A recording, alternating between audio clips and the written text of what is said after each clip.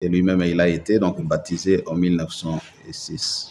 Voilà, ici sur place à Mbandaka, non loin de cet endroit, là où vous vous trouvez, c'est-à-dire dans la circonscription paroissiale, donc de Saint-Pierre-Claver.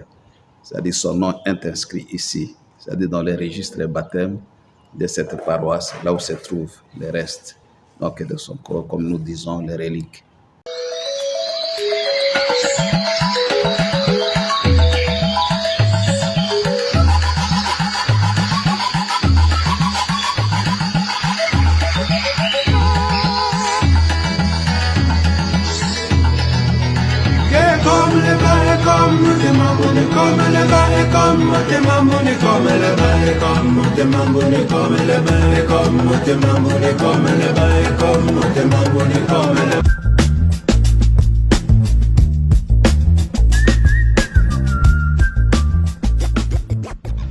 Monseigneur Ernest Mboko, archevêque de Mbandaka Bikoro.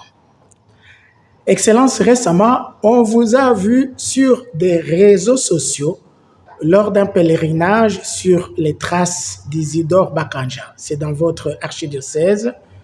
On vous a vu même toucher la terre, le sol d'une tombe. On vous a vu traverser sur des sticks. On vous a vu célébrer l'Eucharistie sous des feuilles.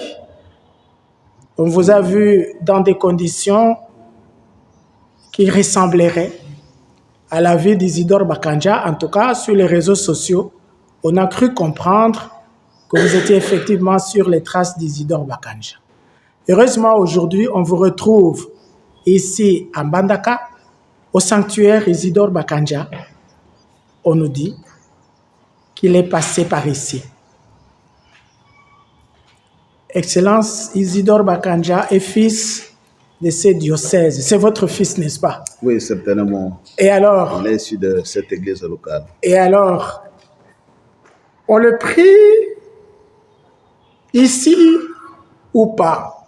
On ne connaît pas beaucoup de la dévotion à Isidore Bakanja. Oui, certainement, révérend Père. Je vous remercie d'abord pour votre déplacement de Kinshasa jusqu'ici. Alors, c'est tout un pèlerinage que vous avez fait, que vous avez effectué au nom de votre foi. Et surtout, vous voulez savoir quelque chose en ce qui concerne le bienheureux Isidore Bakanja. Effectivement, il est né à Bukendela, c'est-à-dire dans l'archidiocèse de Mbandaka Bikoro, donc en 1885. Et puis dans la paroisse du Cœur Immaculé de Imbonga. Et puis c'est là qu'il a passé donc, son jeune âge. Et puis après, il est arrivé à Mbandaka. Donc certainement aussi, il était pris un peu par les désirs, bien bon de sa jeunesse également. Voyons ce qui venait de Mbandaka à cette époque-là. Alors il s'est lancé aussi dans l'aventure pour chercher le bien-être donc, social. Et finalement, quand il est arrivé ici, il a découvert encore le plus grand bien qu'il n'a pas pu espérer donc, à ce moment-là, parce que les chemins du Seigneur sont insondables. En venant chercher du travail, effectivement, il a eu du travail comme boy maçon. Et puis, finalement, dans les quartiers, il a entendu parler de notre Seigneur Jésus-Christ, en passant ses amis qui suivaient donc, la catéchèse. Et ça l'a tourmenté jusqu'à ce qu'il a demandé le baptême et lui-même il a été donc baptisé en 1906. Voilà, ici sur place à Mbandaka, non loin de cet endroit là où vous vous trouvez, c'est-à-dire dans la circonscription paroissiale donc de Saint-Pierre-Claver. C'est-à-dire son nom est inscrit ici, c'est-à-dire dans les registres de baptême de cette paroisse, là où se trouvent les restes donc de son corps, comme nous disons, les reliques. Et puis ça a été toute une aventure. En partant d'ici, bon, avec son patron, ils sont allés de l'autre côté, donc dans la province de Chuapa, parce qu'ici c'est la province de l'Équateur. Et c'est là qu'il a commencé son travail également dans une société anonyme belge, on appelle SAB jusqu'à aujourd'hui. Donc on voit encore les VA de Cacaoyer, là où il a travaillé jusqu'à ce qu'il avait été affecté donc, à Ikili. C'est là que sa passion a commencé au nom de sa foi. Il a eu un patron intraitable. un Belge, Van Cauter, de l'époque, et on l'avait surnommé du nom Mongangue, parce qu'il était vraiment terrible. Il ne voulait pas qu'il puisse prier la Vierge Marie, ne voulait pas le voir avec son scapulaire, ne voulait pas le voir non plus avec son chapelet. Pire encore, parce qu'il enseignait également la catéchèse, parce qu'il avait découvert le plus grand bien de sa vie, savoir notre Seigneur Jésus-Christ. Il ne voulait pas le garder pour lui-même. Il a commencé à enseigner. Donc c'est ainsi qu'on dit qu'il est catéchiste également, parce que tout justement, il a exercé ce ministère dans son lieu de travail. Alors lorsque son patron l'avait appris, donc alors c'est à ce moment-là également que son chemin de croix a commencé, comme nous le savons. C'est là qu'il a commencé sa passion, c'est là qu'il a versé son sang. Et de là, il avait été affecté donc à Mwenga, parce qu'il devait partir avec son patron pour fouiller donc son bourreau. C'est dommage qu'en arrivant là-bas, il n'a pu faire donc un long chemin. Et après, il a rendu l'âme en 1909. À ce moment-là, il avait donc 24 ans. Si jeune. Si jeune. Ouais. Alors, il a été enterré justement à Winga, là où il a rendu l'âme, toujours dans la société anonyme, donc belge, Sabé. Et justement là où vous avez vu, on touchait le sol, c'est là où il a été enterré pour la première fois. Ce n'est qu'en 1917 que son corps a été transféré de Winga, donc à Bokoté, là où ça se trouve, donc son corps se trouve, donc pour le moment. Alors, ce qui concerne la dévotion au bien-aimé Isidore Bakanja, certainement, le bien-aimé Isidore Bakanja, moi je me dis, c'est la petite voix donc qu'il a suivi. Et c'est un villageois, c'est-à-dire il travaille sans beaucoup d'éclat. Ce qui attire beaucoup plus les gens, c'est la simplicité donc, de sa vie, mais également sa détermination. Il est mort comme un martyr, alors qu'il était si jeune, et puis avec une foi qui était peut-être bon, ne datait pas de longtemps, mais une foi profonde. Quelques années à peine. Quelques années à peine, oui, depuis le baptême. Quelques années à peine. Donc, avec détermination, il n'a pas pu renier sa foi pour garder ses privilèges donc, sociaux. Parce qu'il travaillait, il a accepté de perdre son travail. Et plus que ça, donc sa propre vie à cause de ça. Donc, c'est une interpellation. Donc, pour nous, c'est comme ça qu'on dit, il est également un modèle, c'est-à-dire de foi et surtout de fidélité donc, dans son engagement chrétien. Et dans notre diocèse, la diocèse de Mbandaka-Bikoro, je peux dire, est-ce que tous les fidèles ont cette dévotion? Parce que c'est un modèle. Comme il disait, Saint Paul, prenez-moi pour modèle. Alors pour nous tous, en commençant par moi-même, je suis vraiment séduit par sa personne et surtout sa détermination, la grandeur, la profondeur de sa foi. Alors c'est ainsi que vous trouvez, il a une forte dévotion et chaque année, il y a nos frères et sœurs qui viennent de partout ici au Congo, comme vous avez suivi, donc quelques témoignages donc, de nos fidèles et laïcs qui ont aussi cette même dévotion. Nous assistons à des va-et-vient dans notre diocèse et surtout, on commence ici par Mbandaka, mais on a qui passe directement par Boende de l'autre côté parce que là c'est plus proche de Bokoté qu'à partir d'ici, donc de Mbandaka. Il est un modèle de foi, un modèle de détermination, un modèle de travail, parce qu'il a du travail de ses propres mains et avec honnêteté.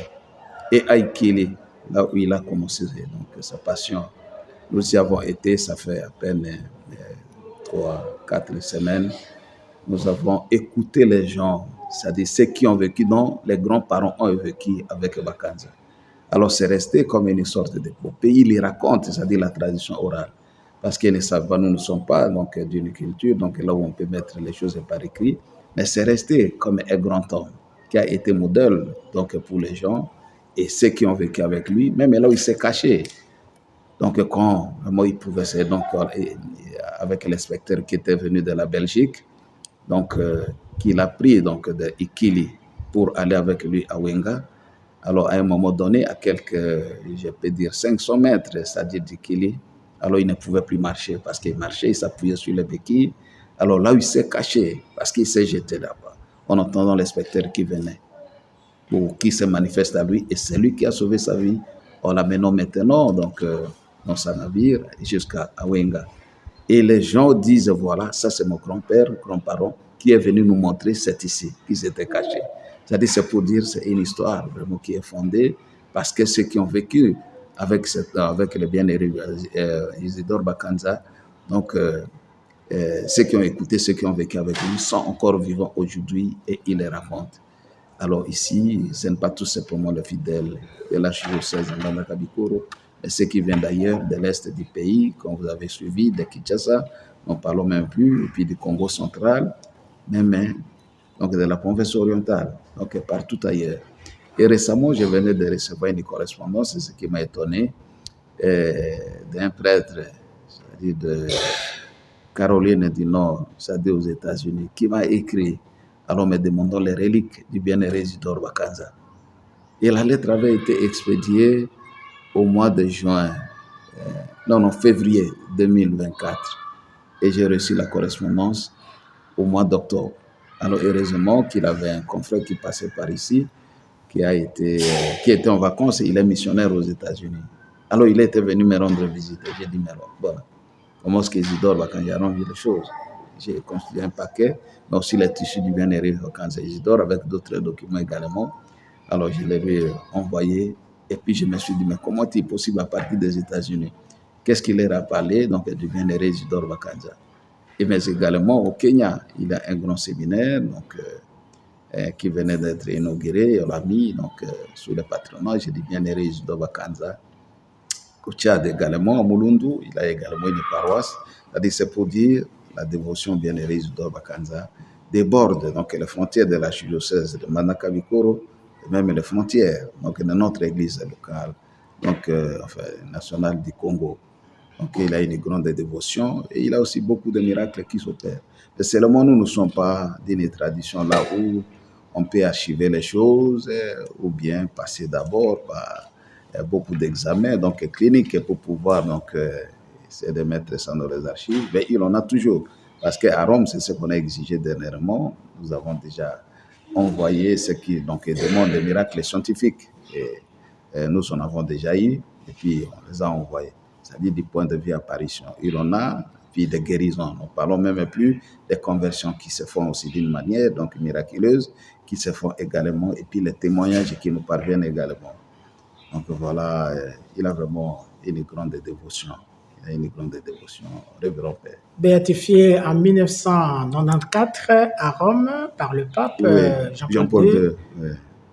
Et lorsque le pape François visite la République démocratique du Congo, on lui demande de canoniser Anorité et Bakanja, nos deux premiers martyrs bienheureux. Apparemment, il n'y a pas eu d'écho de suite de cette demande si solennelle adressée au pape. Non. Au niveau de la conférence épiscopale, peut-être, parce que Bakanja, depuis 1994, depuis sa béatification, il est de tous les Congos, pas seulement de son diocèse d'origine.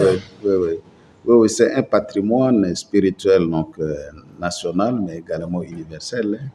Vous voyez, et puis moi je me dis, en ce qui concerne la béatification, c'est une démarche divine. Moi je ne m'inquiète même pas pour ça, parce que aujourd'hui nous devons bien faire attention, parce que nous vivons dans une société là où on fait toujours pour de petites choses, remuer le ciel et la terre. Ça c'est un chemin de Dieu. Au moment qu'il voudra, il le fera bien. Il le fera bien. Le plus important est que ces bienheureux puissent nous inspirer, que nous puissions garder les vertus. C'est-à-dire qu'ils l'ont conduit vraiment sur le chemin donc, de cet héroïsme que nous reconnaissons aujourd'hui donc, comme chrétiens. Et la suite, nous avons fait ce que nous pouvons faire. C'est-à-dire tous ces témoignages, ce qu'on nous a demandé comme ordinaire du lieu, on a pu le faire et puis on a envoyé au Saint-Père qui, dans son inspiration et puis surtout de sa propre volonté, le fera au moment qu'il voudra. Alors on n'a rien à lui suggérer. Donc, il agit souverainement et puis en écoutant la voix de l'Esprit Saint et selon les procédures donc, de l'Église.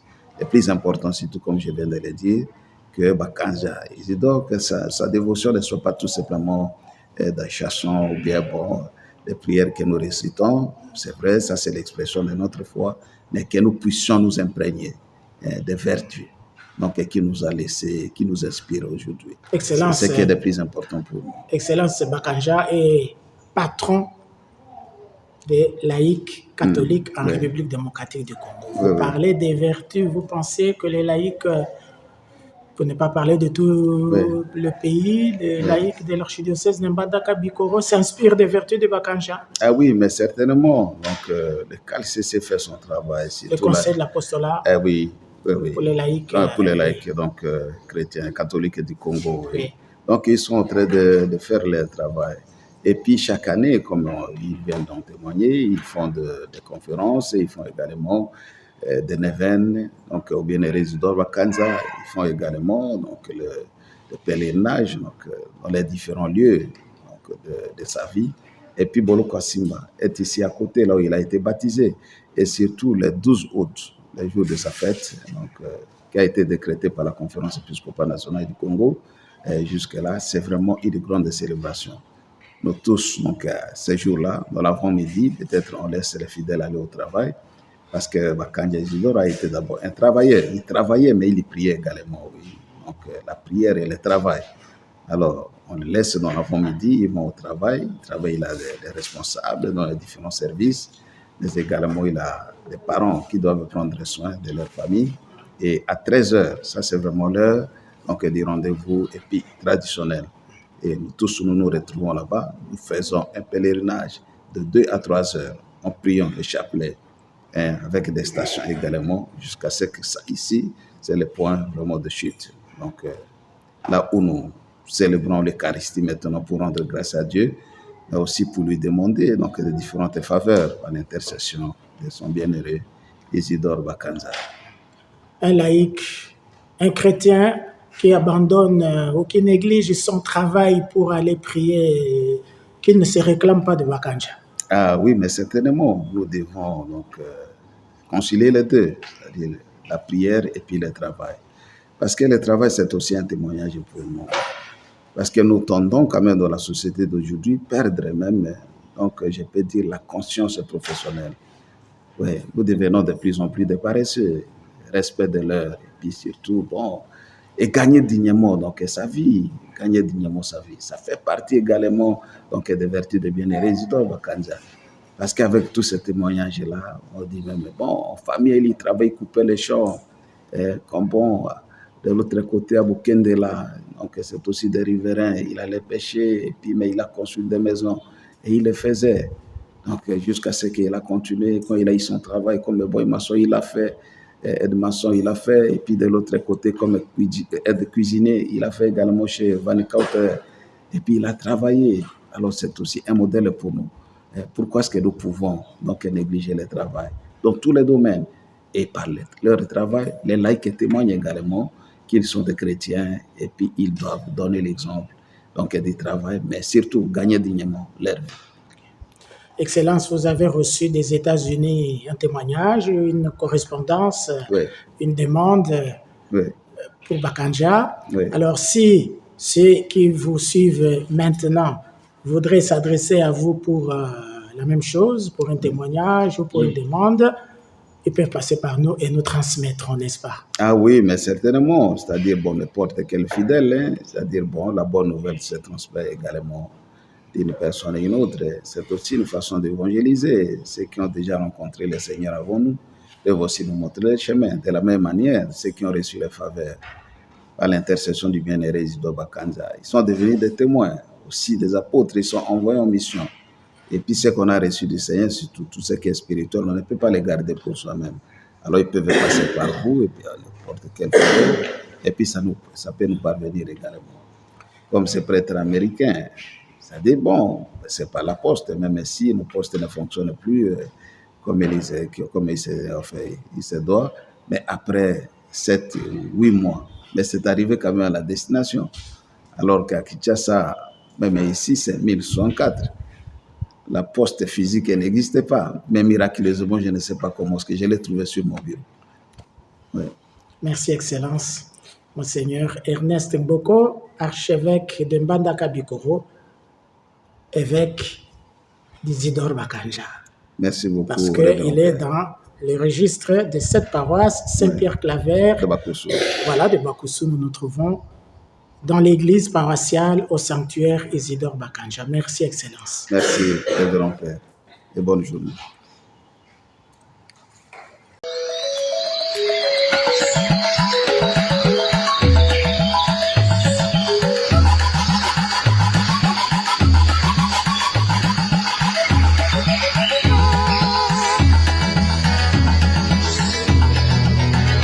Comme